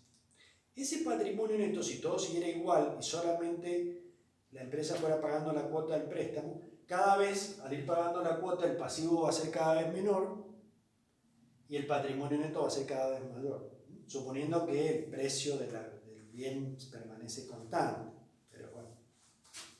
Sí. Recursos se refiere justamente a las propiedades de la empresa, ¿no? Sí, siempre son bienes de propiedad de la empresa, acá está. Y derechos contra terceros. Listo. Yo siempre le doy un ejemplito. Supongamos que ustedes tienen supongamos que en primer lugar no estuviéramos en cuarentena, ¿no es cierto? Que estuviera todo normal. Y nosotros tuviéramos una fiesta que hemos estado esperando hace muchos meses, tenemos que ir el sábado que viene. Y para poder ir a esa fiesta, por diversos motivos, tengo que reunir 3.000 pesos. No tengo ni idea de cuánto sale ahora. Más o menos estamos ahí. ¿Más? Bueno, pongámosle que necesito 5.000 pesos. Listo. Para poder asistir a esa fiesta. Esos son los recursos que yo necesito. 5.000 pesos serían los recursos que necesito. Resulta que yo tengo guardados en mi cajoncito, en la mesa de luz, 1.500 pesos. Quiere decir entonces que ya de esos 5.000 pesos, que son los recursos que necesito para cumplir ese objetivo, tengo un capital propio o un aporte propio de 1.500 que ya lo tengo guardado. ¿Está bien? Esa sería la primera fuente de financiamiento. Me quedan 5 días para ir a la fiesta. O sea, me quedan 5 días para juntar los 3.500 pesos que me faltan. Entonces, ¿qué hago? Le pregunto a conocidos amigos y consigo un trabajito en el cual me pagan 300 pesos por día. Yo voy y gano 300 pesos por día. Esa sería la ganancia que yo voy a ir acumulando día a día hasta el sábado.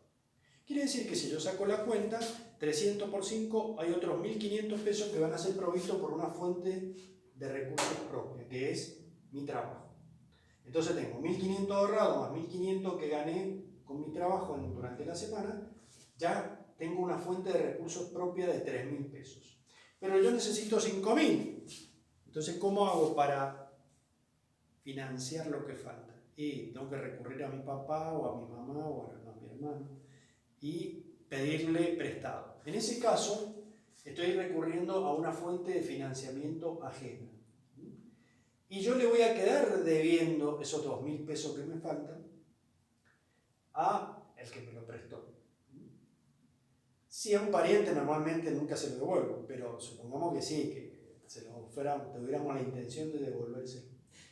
Entonces, fíjense que para reunir ese recurso de 5.000 pesos que yo necesitaba, recurrí a 2 fuentes de financiamiento diferentes. Una se le llama genéricamente capital propio, que es el aporte que yo tenía ahorrado más lo que gané con mi trabajo, o ganancia o resultado. Y otra es fuente de capital ajeno, que es el dinero que pedí prestado. Esto mismo, este ejemplo muy grosero, me permitió reunir los 5.000 pesos que yo necesito. Este ejemplo trasladado o elevado a la N es lo que sucede en una empresa. Para poder financiar los 10 millones que tiene en su activo, la empresa tenía 6 millones que habían aportado los propietarios, los habían ganado con su actividad y le pidió prestado al banco o a los bancos 4 millones. Muy bien, quiero que me digan si lo entendieron el concepto de recursos y fuentes de los recursos.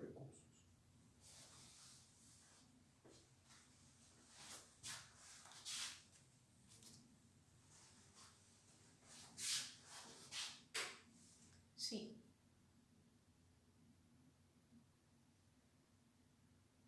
Sí lo entendieron.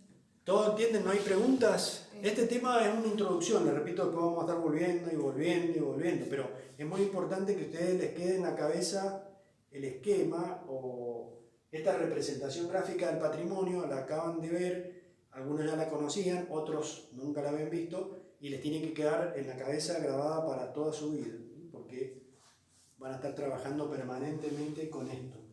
Esta representación gráfica del patrimonio da origen a lo que vamos a ver dentro de 5 meses, se llama estado de situación patrimonio, que es uno de los estados contables que sirven para brindar información referida a la empresa.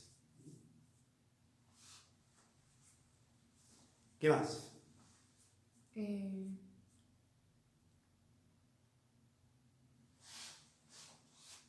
¿En el cuadernillo hay algo más que no hayamos visto de este tema o esto es todo? Yo les cuento, muy buena pregunta. Nosotros los contadores, para ejercer la profesión, tenemos que seguir los lineamientos de no solo las normas contables que emite el Poder Legislativo, el Congreso de la Nación, la legislatura provincial, sino también normas contables profesionales, que son específicas para los contadores, no son ni para los abogados ni para los ingenieros. Esas normas contables profesionales, que obliga a nada más que a los contadores, tienen un nombre técnico que se llama resoluciones técnicas, conocidas en la jerga contable como RT, R mayúscula, T mayúscula. La definición técnica de activo, pasivo y patrimonio neto la da la resolución técnica número 16, que es la que ustedes tienen volcada en la guía número 3. Pero si yo les explicaba este tema con la terminología técnica con la que aparece en la RT16, ustedes no iban a entender nada. Yo primero preferí explicárselo en un lenguaje más coloquial, o sea, más sencillo, como este, y la clase que viene trasladamos esto que ya aprendieron hoy en el lenguaje doméstico a el lenguaje técnico que me dice la resolución técnica número 16. Le doy un ejemplo que lo vamos a retomar en la clase que viene. Yo acá le dije que dentro del activo de la empresa se incluyen los bienes de propiedad de la empresa y los derechos a cobrar a terceros. Correcto, yo creo que eso es gráfico y a ustedes lo pudieron entender. Ahora, si yo le digo la definición de la resolución técnica número 16 que ustedes tienen en el libro, que vamos a ver acá en la próxima clase, dice: una empresa tiene un activo cuando, debido a un hecho ya ocurrido, controla los beneficios económicos que produce un bien material o inmaterial que tiene valor de cambio o valor de uso.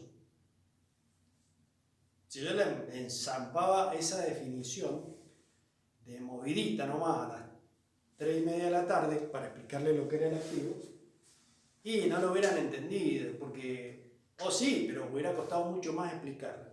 Ahora que ustedes ya saben lo que es el activo en un lenguaje doméstico, la clase que viene, ¿no? Ahora lo vamos a pasar a esa definición que yo les acabo de mencionar, a lo cual hay que agregarle que el concepto de valor de uso, el concepto de valor de cambio, un montón de otros ingredientes que hacen que se complique un poquito la definición de activo, lo mismo con el pasivo. Así que eso, la guía por ahora no la estudien, van a repasar para la clase que viene solamente lo que yo les he dado y los apuntes que hayan tomado de las pizarras que yo desarrolle, y recién en la clase que viene vamos a ver desde el punto de vista técnico, según la RT16, qué es un activo, qué es un pasivo, qué es el patrimonio neto, etcétera, etcétera. ¿Qué más? Nada más. Esta misma fórmula, haciendo un pasaje de términos, yo la puedo expresar como, ¿qué pasa? El pasivo está restando en el primer miembro de la igualdad, lo puedo pasar sumando al segundo. Entonces me quedaría activo igual a pasivo más patrimonio neto. Que sería lo mismo, es decir, todo esto, que es el activo, es igual al pasivo, que es 4 millones, más el patrimonio neto, que es 6 millones.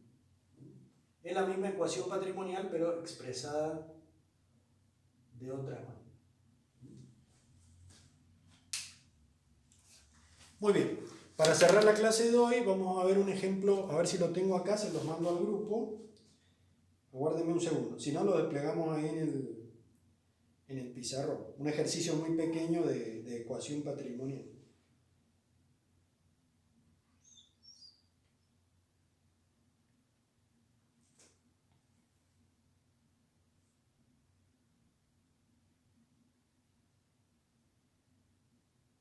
Yo lo tenía.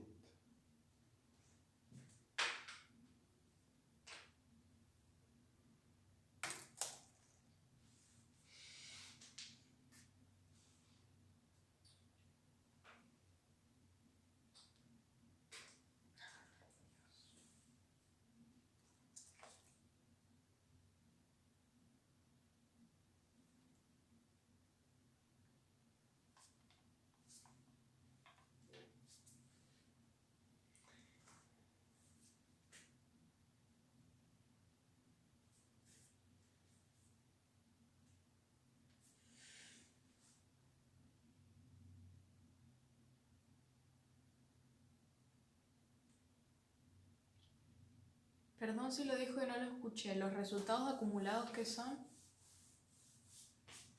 Los resultados acumulados son las ganancias que la empresa va acumulando en el transcurso de su vida, de todos sus ejercicios económicos.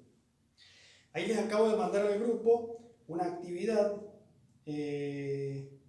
Lo que yo necesito es que ustedes calculen,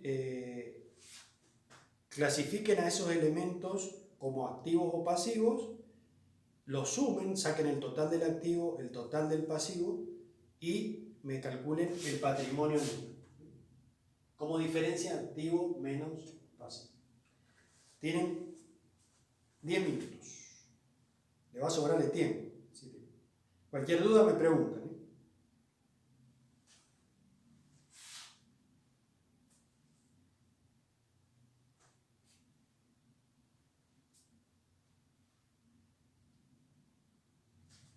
Lo recibieron, ¿no es cierto? ¿Están trabajando? Bien.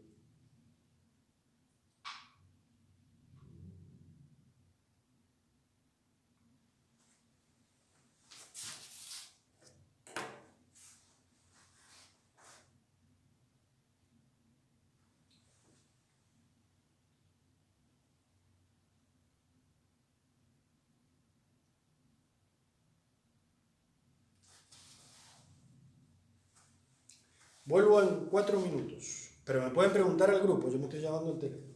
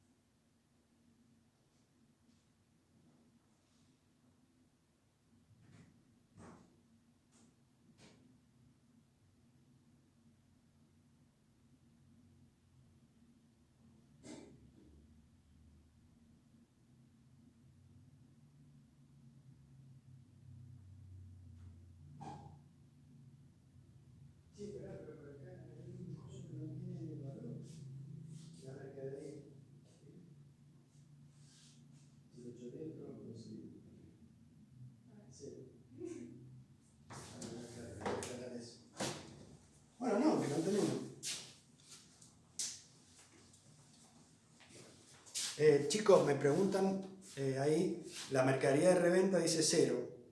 Tómenlo como que la mercadería, que no es normal que la empresa se quede sin mercadería, pero tómenlo con ese valor. Normalmente hay mercadería en la empresa y tiene un valor, pero para no complicarle la vida a los que ya lo hicieron, tómenla como que vale 0. A 2 les quedó 5.500 y a 7, 7.500. No sé cuántos te habrán mandado a vos. Ya les digo el valor que da. Tenemos 1.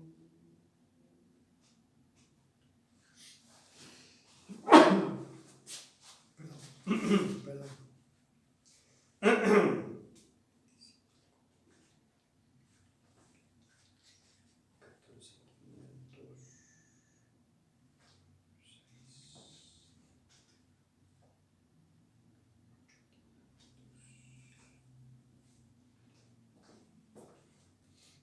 26. Salud. Gracias. Tenemos 6. 26. 16. 15, 500. 9, 500.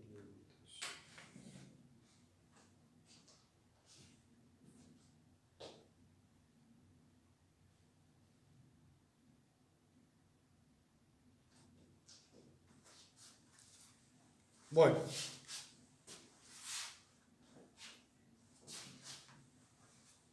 Perdón, me perdí. ¿Qué teníamos que calcular? El valor del activo, el valor del pasivo y el valor del patrimonio neto. Yo voy a aprovechar la pizarra que tengo acá. Lo vamos a ir resolviendo.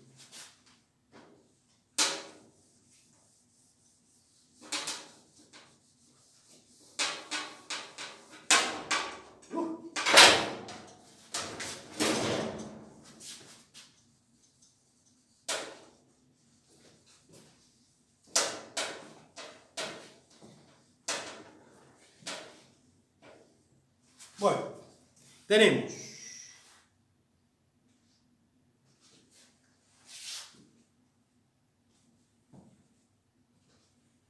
acá me preguntan si es varios le ha dado 7.500. Es correcta esa respuesta, patrimonio neto 7.500. Yo lo voy a desarrollar acá en detalle para que lo tengan.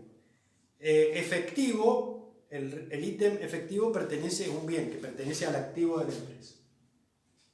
Tenemos efectivo 5.000 pesos.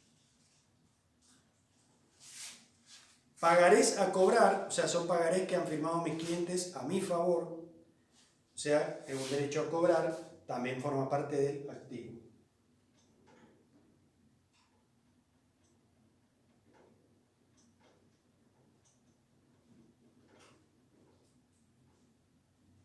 $1.000. Impuestos a pagar, o sea, cada vez que ustedes vean la expresión a pagar de lo que sea, representa una deuda. Nosotros dijimos que las deudas forman parte del pasivo de la empresa.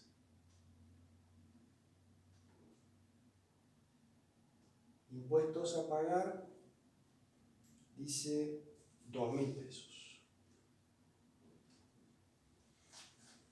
Mercadería no tenemos nada. Deuda por compra de mercaderías, $6.000 pesos. Una deuda, pasivo.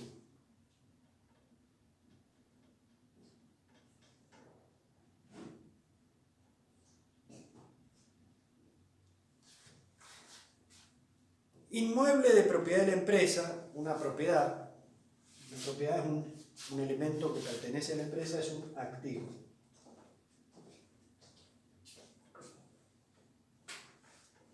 Y vale 20.000.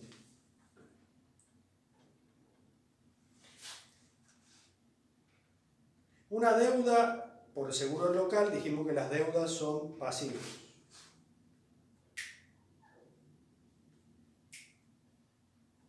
¿Qué? No. 7.500. Y después deudas por sueldos, dice sueldos a pagar.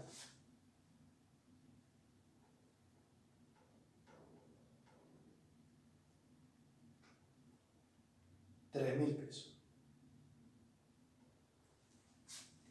Bueno, esto es todo lo que tengo. Entonces, ¿cómo hago para sacar el patrimonio neto? Tengo que sacar el total del activo. Me da 26.000. El total del pasivo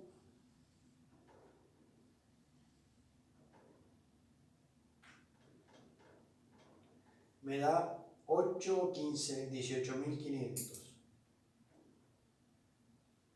Y acá hago la diferencia. La voy a hacer acá arriba. Activo 26. Menos el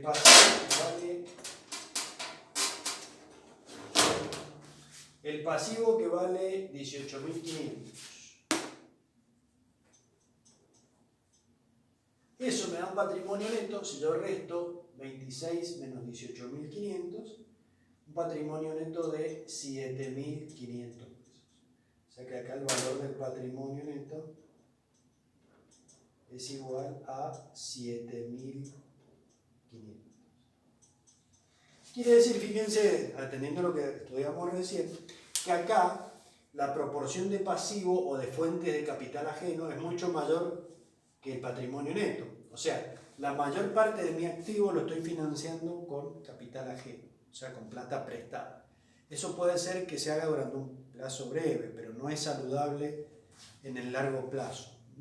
En el largo plazo lo más saludable es o que el patrimonio neto sea mayor o que por lo menos estén equilibrados pasivo y patrimonio neto. Muy bien, ¿lo entendieron, chicos? Por favor, pregunten lo que necesiten. No tengan vergüenza. Uy, el vaso.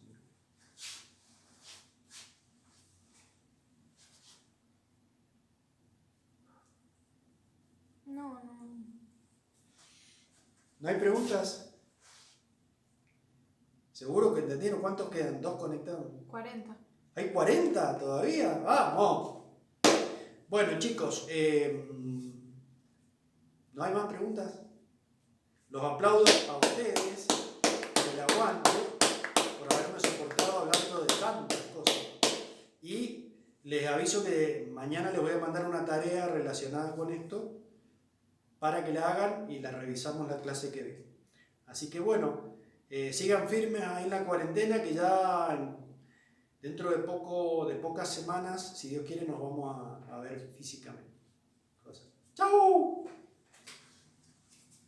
Cierto.